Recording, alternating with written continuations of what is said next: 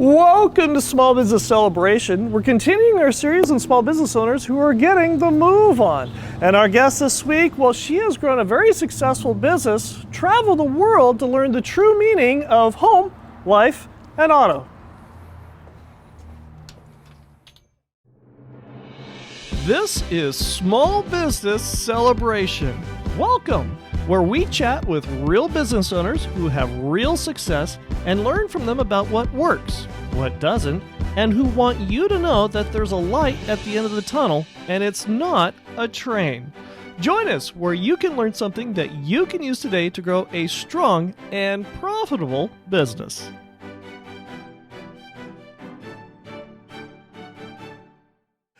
Welcome to Small Business Celebration, and our guest this week is Darlene Denison, the owner of the Darlene Denison Insurance Agency. Welcome to Small Business Celebration. Well, thank you for having me, Michael. Thank you. And for visionaries who don't know who are you, and what is it that you do? Well, my name is Darlene Denison, and I'm a local State Farm agent here in Bakersfield. Have 2 locations. Love being a State Farm agent and love being a part of Bakersfield. Now, the reason we're talking with Darlene is she is one of the top State Farm agents, if not locally, nationally? I think so. There you go. I don't like to brag, but I think we've built a nice size agency. But this is not something that just happens overnight. No. This takes a lot of work, takes a lot of ingenuity, a lot of leadership, and a great team.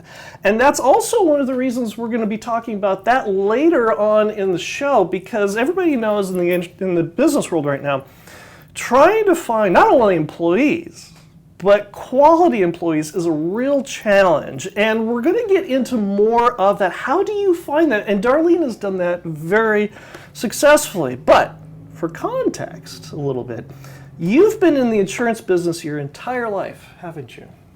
No. Okay, all right. Well, what did you do before this? So my first little chapter of life was in the private ambulance industry. Okay. And I just happened, things happen for a reason, but I was offered a job as a file clerk at Gold Empire Ambulance, which was a smaller ambulance company here in Bakersfield. And I started there and was trying to go to school at nighttime and really loving the industry. And they offered me so much money, like $700 a month, that I made it a full-time job. And I just began to learn everything that I could, in that particular business. Right. And Harvey Hall approached me to see if I would come over and be a manager at his company. Which is Hall Ambulance. Which is Hall Ambulance. Right. And I was there for 21 years. So wow. 26 years I spent in the private ambulance industry. I loved everything about it. I feel like I left at the top of my game. I feel like, I knew that, I know this is going to sound odd to some people, but I wouldn't be missed for what I did. I would be missed as a person because I left a really strong team behind me. Good. And I just wanted to go and try a new chapter in life and a new challenge, but I never really thought it would be insurance. It was the furthest thing from my mind. But in the process of doing this, you decided to change chapters. Right. Now, why would you leave a good, safe, secure, stable, guaranteed paycheck for a rather large ambulance company and then jump off a cliff and hope you can build your wings on the way down in something that is commission-based entirely? Everybody wanted the answer to that question, especially my mother, right? Okay. She's like, you're leaving a paying job. Nobody knew that I left in 2007, that the world would kind of financially crash in 2008. This is 2008? It was, yeah, but I left in 2007, right? So right. I didn't know what I didn't know. Right. But, it was just time for me to take that leap of faith. Harvey Hall was a wonderful person, to work for, a good leader. I learned a lot from him. And I learned some things I didn't want to do, and I learned some things that I definitely continue to do today. But he didn't have a succession plan. And being one ambulance company, one industry, this is an industry, right? But there's only one of them in Bakersfield. Right. So if anything happened, if he sold the company or if he passed away, which look, he did during a very short time after I left, right. I wasn't sure where I would be. And But really, more importantly, is I needed a challenge. Like, I felt like I had learned everything that I could contribute to the industry. Even I served as in a role with the industry to represent the industry as chairman of the board for an association that we were part of, and I just felt it was time for me to take what I'd learned and apply it in a new chapter. And I wanted to own my own business. I wanted to create my own business, my own environment, and give people opportunity. And I took that leap of faith. I walked up the stairs and gave up a job that I loved with all my heart. What was it like being recruited by State Farm? They were relentless. Like, okay. And that's probably part of why I made the decision to do it, was because I felt like the process that they vetted me out was very good, and they believed that I was the right person. I mean, I did my own homework. I just finished getting my master's degree. No one in my family had graduated from college, and so I put myself through college, raising a family, working a full-time job, and got my bachelor's degree. And then I went on to get my master's degree. I just finished it. My husband and I did that together, which was really cool. And he knew I wanted, a new chapter, and so I kind of just put it out in the universe that I was not quietly, if you will, because sort of bullhorn to the universe. Yeah, Mr. Hall would have known I was leaving. He would have been happy. He wasn't happy when I left. But I met a friend that said, I think you'd be a good fit. So I began to consider it because they were so pushy, and they, had to take a test. Oh, you passed the test. I'm sure everybody passes the test, but and then it was like, could we do a background? Can we do a financial background? And would you come and hear about the opportunity? And would you do a business plan? And I thought, well, what the heck? I'll do a business plan. I'll explore it. Right. And in my homework of doing that business plan, I fell in love. I fell in love with the company. I fell in love with the industry. I fell in love with the opportunity of what it could do for me and my family and my future. So I took that leap of faith and I said yes. Yeah. Insurance is one of those things, and for visionaries, you've probably heard me talk about this. I come from a line of insurance agents. I know, that's so interesting. My father, my grandfather, my great-grandfather. That's crazy. Trying to communicate to a business owner of an intangible product, an intangible service, on something they probably don't want to spend money on something they hope they never have to use, is not the easiest sell in the world. Right. How do you communicate to the business owner what you at State Farm and your entire team can do for them? It's very different, in my opinion, to talk with the business owner versus just an individual family or consumer, right? Business owners, they are willing to pay a little bit more for value because their time is important, right? And to be protected properly. But the biggest thing is, their core is running their business. Right. My husband even jokes, nobody likes to pay for insurance, not even us, right? Right, sure. So, but the business owner, they can either see us as an expense or a part of their team. Right. And what we try to do is be a part of their team, because there's nothing, a business owner doesn't want to pay more than they need to, but they don't want to have less coverage than what's required if something goes wrong. And life happens. I mean, bad things happen to good people, right? Sure. So, like, for example, a business owner that, has a delivery service, and, maybe the individual is driving their own car versus a commercial car that they own, and they get into an accident. Is your insurance company going to cover that? And I've had situations where I brought in new customers, and that was exactly why they came on board, because the previous person had not educated them on what they needed. Right. I had a customer start a brand new business, and there was it was back when we were having those really bad storms, and it was an older building, and the ceiling caved in, and it ruined all of his inventory, and it was hundreds of thousands of dollars in inventory. Wow. And State Farm replaced all of it, paid for all of his lost business income during that time, and I was able to guide him through the process, and business owners appreciate that, right? Sure. And so I tried really hard not to give them coverage they don't need, that just adds to their expense, but give them the coverage that they do need in case something happens. And the other thing is, like, if you need a certificate of insurance, or you need things, like, we don't charge extra for that, right? And if you need it, we can get it done today. So you're not having to go through. My team is great, and so that business owners need convenience. If someone wants to get a hold of me, they can call my cell phone if it's important, right? And I think that's key, right? Is making sure that you're available, you provide good service, you give them the right coverage. There's no surprises at claim time. In the next segment, when we come back, we're going to talk more about that very team Darlene was just talking about and the service she can provide for you. But more importantly, we're going to talk about how did she find them? How did she grow them? And all this so that you can also use it to grow a strong and profitable business. But before we do that, Darlene, if visionaries want to get in touch with you, how do they do that? The easiest way is just to call the office here, and our number is 661-588-6070. What was that number again? 661-588-6070. But you can just Google Darlene Denison State Farm Insurance, and I come up like 1,000 different ways. I mean, I'm kind of scared because like anybody could find me if they really wanted to. It's Sure, really there's no easy. hiding. No, my husband's like, Darlene, really? Like, he's an IT guy, so afraid of security, and it's like, I'm sorry. Yeah, but yeah, it's pretty easy. Sure. And like I said, we'll talk more about finding the right employees for your business here in this bear market when we come right back. Hi, I'm Dr. Hugh Beatty, the Wellness Doc, also known as TWD. If you find that you have aging skin, suffer with facial acne, as well as wrinkles, the different things that I can do for you is Botox, chemical peels, facial fillers, as well as PRP. This can bring back that youthfulness so you can perform better at your business.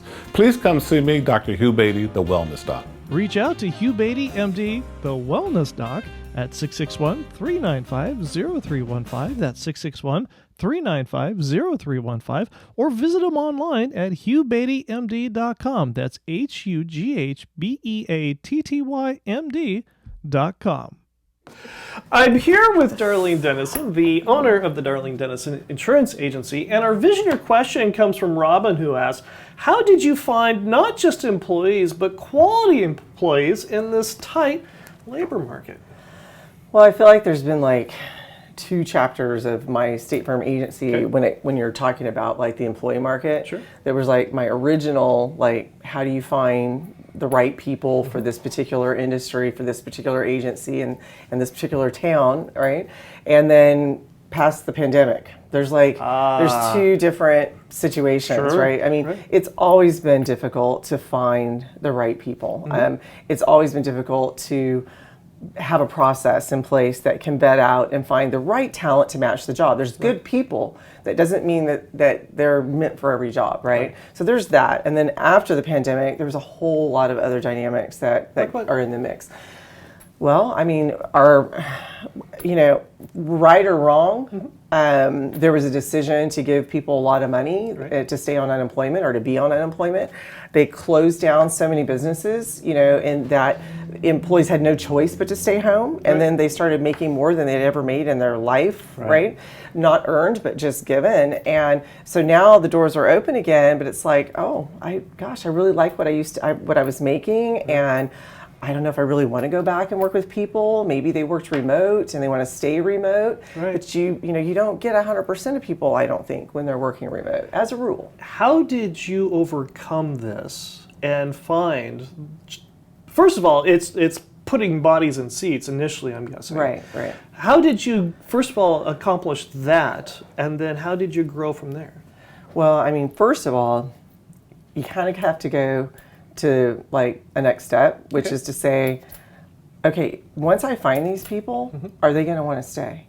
Okay, if I'm going to invest all this money and time in recruiting and bringing people on board, is it going to be a place, an environment at home that they're going to want to be a part of and that they're going to stay, right? Because otherwise you're going to be playing this game, this revolving door game all day long, which is expensive, it's exhausting, and you won't grow and your customers won't like you. How did you create that environment to make them want to stay? I believe that most people want to come to work to do a good job and to contribute to society and to others, right? And to serve others. I create an environment where I'm gonna bring you in and I'm gonna give you I can't give you all the training. Some of it you have to learn and through experience, but I'm gonna give you good training. I'm gonna give you a good culture. I'm gonna treat you the way I would want. I'm gonna give you more than what you're probably gonna give me. I'm gonna give you training. I'm gonna give you coaching. I'm gonna invest in you so that you can be the best version of yourself. Give us an example of how you work with an employee to build them up, but also educate them and give them the gift that you have to be their own leader. I think one of the biggest mistakes people make is they spend a lot of time with the people that aren't doing the right thing. They spend a lot of time with the problem people, right?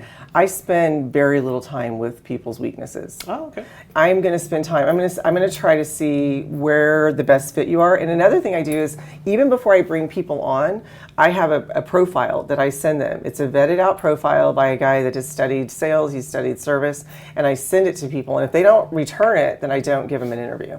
Because when I get it back, it'll tell me where they're the best propensity to be on my team, whether it's being a account manager, dealing with existing customers, or bringing in new customers, for example. And so I try to identify people's strengths. So like, if you're going to be on my customer service team, then I want you to really understand that role. And so in the meetings, we're going to talk about what it means to actually care enough about that person to get to know them so that you can help them and serve them right. And we tell a lot of stories, right? I just share a lot of, when I started this, I had no clue. Like, I felt like the biggest phony in the world. Like, day one as a State Farm agent, I'm driving here and I'm like, okay, I don't know if any of you have saw The Secret. It's like, I'm just going to pretend like I'm a really great State Farm agent, right? I found out I probably know more about insurance than the normal average person, because most people really don't know what they're buying. They're all sold on price versus the real coverage. But so yeah, I spend most of my time developing people and just enjoying their strengths and coaching them and rewarding them and celebrating. We do a team night once a month where this month we played categories. I don't know if you've ever done that. Sure, oh my gosh, I have a competitive team. We were on 2 teams, and we had so much fun with that, right? But that's a part of, like, you have to team build, because like when you're in the game, it's so intense sometimes, and so we have to build those relationships outside of that. What's the difference between being a manager of a business and being the owner? Yeah, that's huge. It's so funny you brought that up. You'll have to remind me too to tell you the story about I in my class as a State Farm agent. The first week I had a panic attack. Oh no.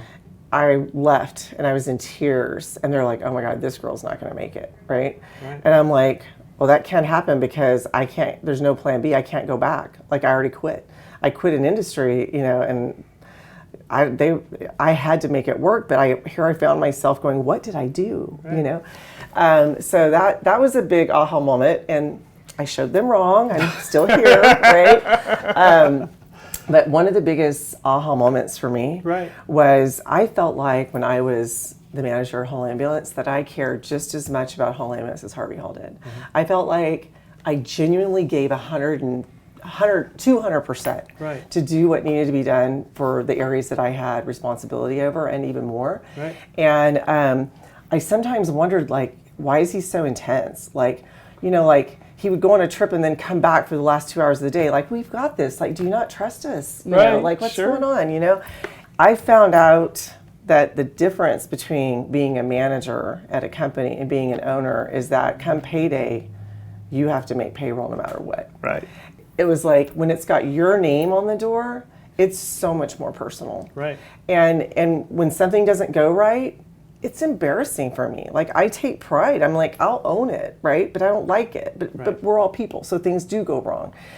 So what I had to really wear, it was a whole different hat. And one of the things I just really encourage people, if you ever consider owning a business, is get your leadership skills in place first. Because there's a part of you that when you own a business in the early stages, I didn't take an income, for 2 years. My husband left shortly before we opened our doors, and we had no additional income. There was no plan B, there was no money, we were commission only, and I had to use money out of my home. So when you bring in your team, you can't go, oh, I'm getting ready to make payroll, can you guys sell something? Like, we got to sell a lot more stuff, like, because they're like, hey, look, we're learning, we're doing the best we can do, because you have to realize they didn't take that decision to Or be the an risk. owner, that risk. They didn't take on the risk. They didn't choose to. They chose to come work for you, right? And it'll take them a while to build their skills. It'll take me it'll take someone new a while to build their leadership skills or being an owner skills, right?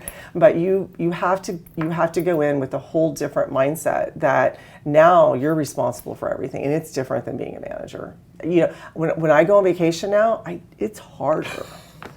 Turn the phone off. Yeah, right. Get the email off your phone before you go on the cruise, or Exactly. because Or you do like what I do is, or I should say my wife makes me do, is we always seem to go on vacations in places where cell phones don't work. well, that used to be a lot easier. It's getting harder and harder. They have found all this technology, you almost can't get away from it anymore unless you absolutely choose to do it. Right. You have to make that decision. Exactly. Yeah. When we come back, we're going to talk about communication and more than just how do you talk to your employees. It's the next step beyond that. It's communicating to your employees how to communicate on behalf of you. When we come right back. The reason we're talking with Darlene Denison, the owner of Darlene Denison Insurance, is because of a Visioneer question that came from a Visioneer just like you. We had a Visioneer that wanted to find out not only how do I get employees, but how do I keep them? So if you've got a question, you've got a thought, something you'd like to learn about here on Small Business Celebration, reach out to us on LinkedIn, Facebook, and Instagram and let us know. Who knows? Your question could appear here on Small Business Celebration. So reach out to us on LinkedIn, Facebook, and Instagram today. I'm here with Darlene Denison, the owner of the Darlene Denison Insurance Agency, and our Visioneer question comes from Rafa, who asks, what methods have you taught your employees to use in order to become better communicators and salespeople? Well, I mean, I use a lot of training, if you will, right? Sure. A lot of training courses, watching videos, role playing, that sort of thing. But it's really deeper than that. Okay. So you mentioned it in a conversation we had earlier about the why. You know, the why is what's really important, because people will buy from you because they believe that you actually care about them, right? So the why, if we dig down to what we do here in our agency, is our why is about helping the person really protect themselves, their family, the things they've worked hard for in their dreams, right? And our why is, if I open the paper or I hear on the news that someone's killed in an accident, right? I mean, I wonder, is it my customer? Did we have a conversation with them about protecting their income for their family, right? Having my team member understand that we are not selling people things.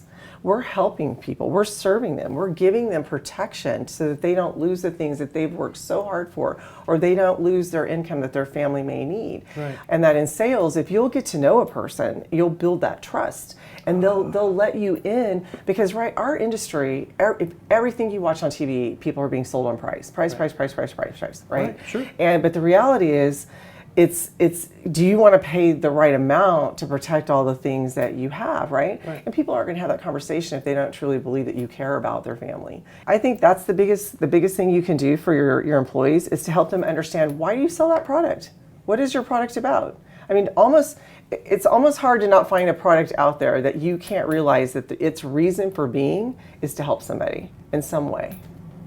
You've been in this business for 15 years? Almost. What has been one of the things that having this business that's been very successful afforded you and allowed you to do? I'm going to try not to get emotional, because I shared with a women's leaders group, we were sharing this kind of conversation. Which group? Women leaders in business, and wonderful ladies that have become friends and special people. And we were sharing this kind of answer about, how is your business? What has it done for you?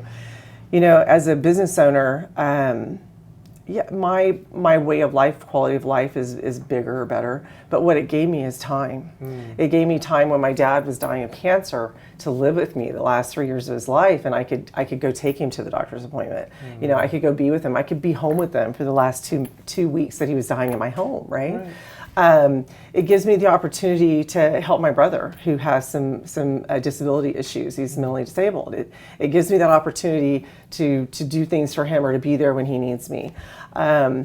It gives me the opportunity to help my family in ways that I couldn't not enable them, not just like give them money, but be there specifically for where they might need me to be, right? Quality time.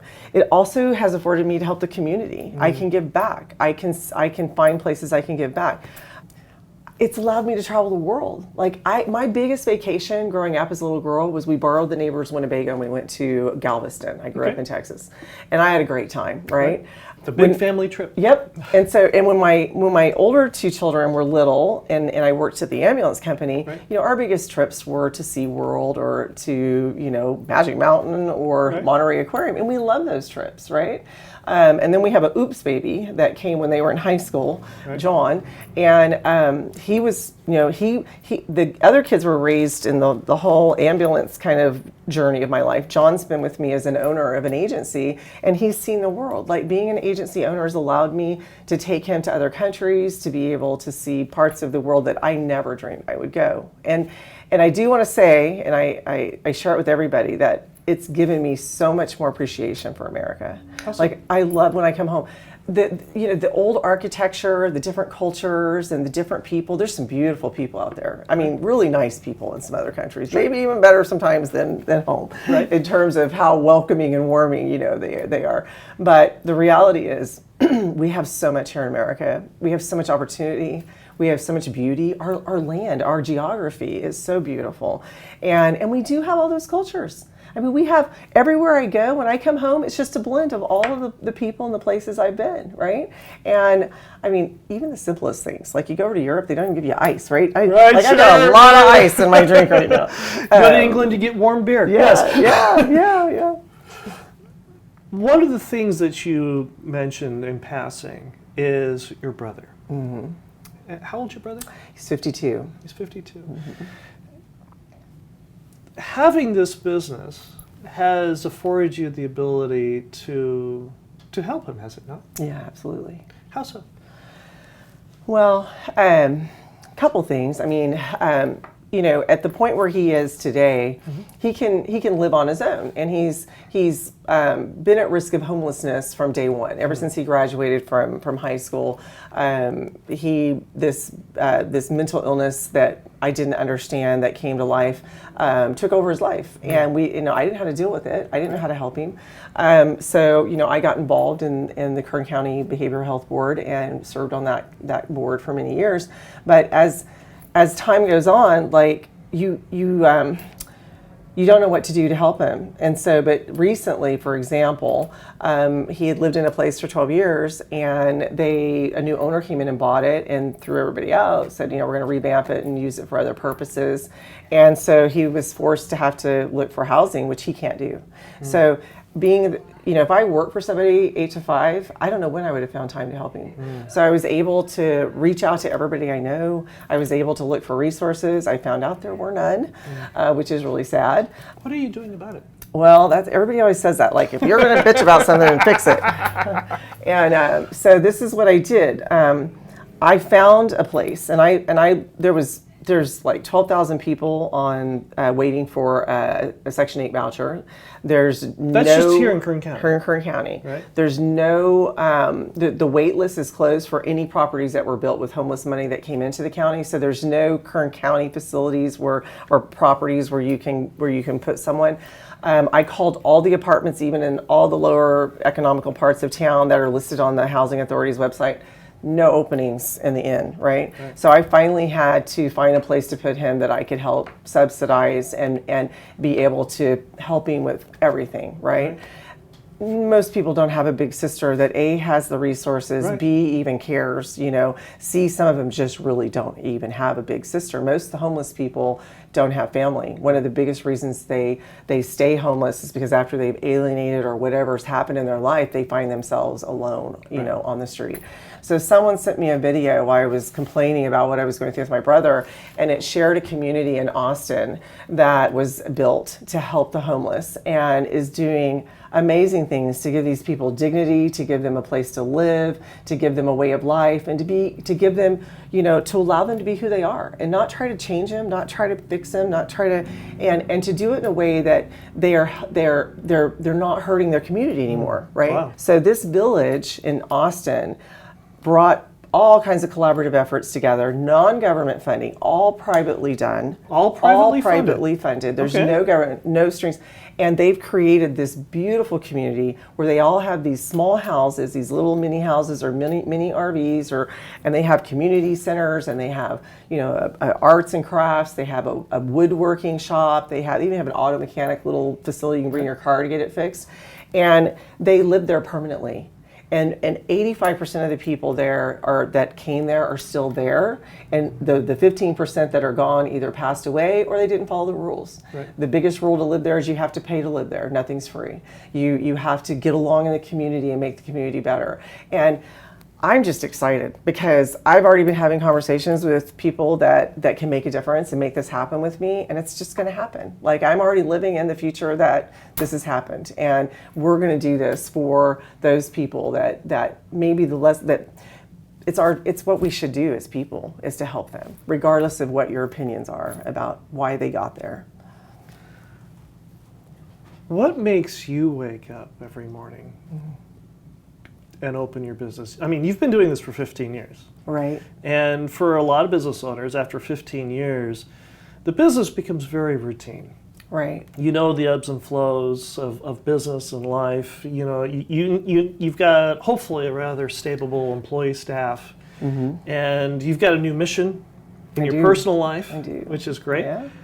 But at the same time, you still have to get up in the morning and unlock the door and walk in.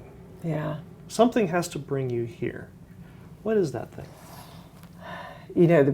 The biggest compliment I think my husband gave me, and he's not one to throw out compliments. He's a great guy. That's just not what he does. He shows that he's more of a service kind of guy. We were having a conversation with my son about education and about why he needs to go to college, right? Because he didn't want to go. He probably still doesn't want to go, but he's in college, our oops baby. And he said, look, son, he said, your mom, she runs a business because she just loves running a business. She could run anything because she spent her whole life learning about how to lead people and how to run a business. And that's who she is, And so my business it can run without me at this point, but I still find it to be like a challenge. It's like a puzzle to me. I was a puzzle person, right? So the business is always changing, and there's always new things that I'm learning and when I get here, right?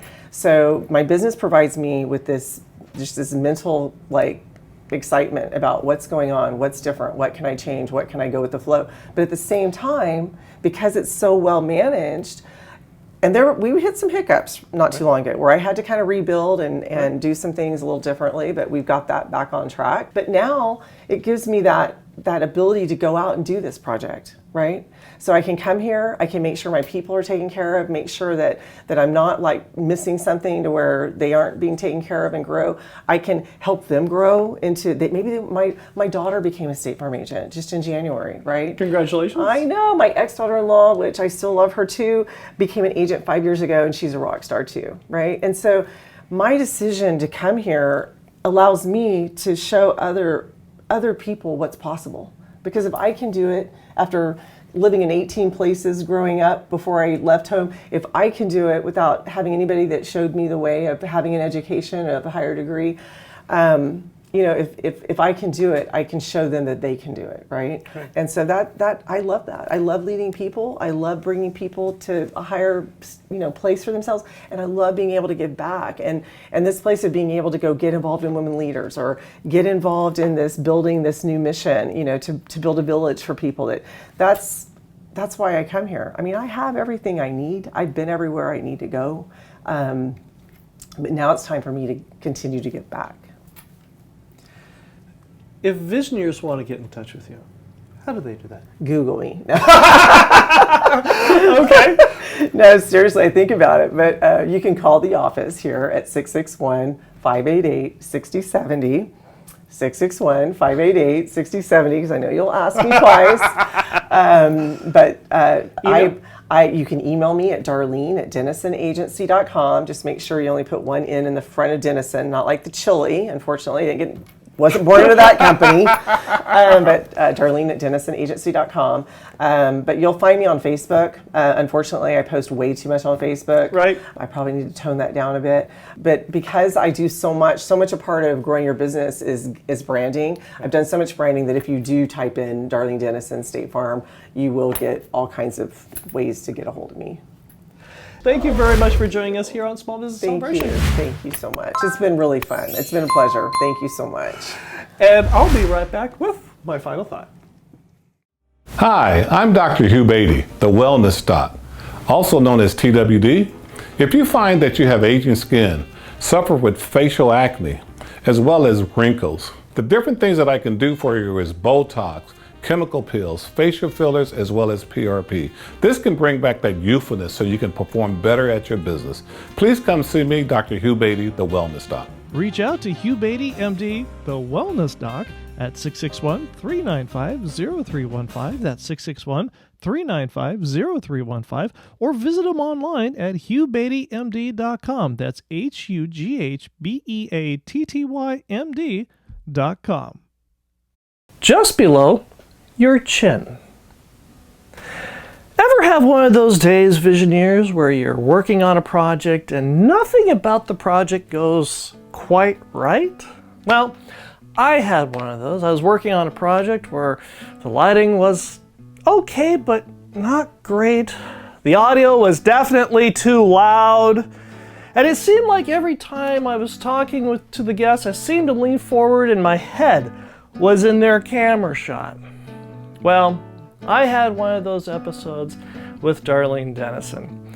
And when I got home, I was telling my wife about it, especially after I started editing this episode, and I saw every single flaw possible with this episode. And when I was telling my wife about this, I was ranting and raving and whining and complaining, and when I finally got done, she turned to me and gave me one of her characteristic twinkle smiles, and she said, "Michael, why didn't you just tell Visioneer Nation you had an off day?